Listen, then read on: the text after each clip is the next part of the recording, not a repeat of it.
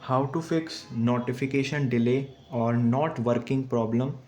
So let's fix in this Motorola smartphone.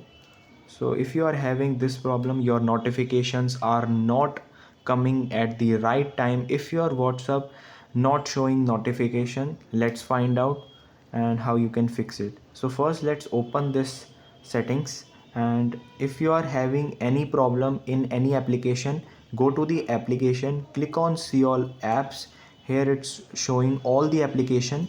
Like I have selected this YouTube one. Let's select this YouTube. If you are not getting any notification from it, you have to tap on this, click on this notification. You have to tap on here and allow this. Sometimes it will be turned off, you have to automatically, so you have to simply turn it on from here. Allow notification dots and additional settings in the application. You can do it from inner application from here also.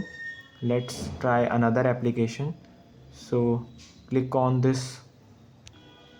So let's select this application. Here it is, messages application. Click on this notification. If you have turned it off, you have to turn it on from here, and now your messages and notification not delay and comes in time, and you have to restart your device and your problem will be fixed.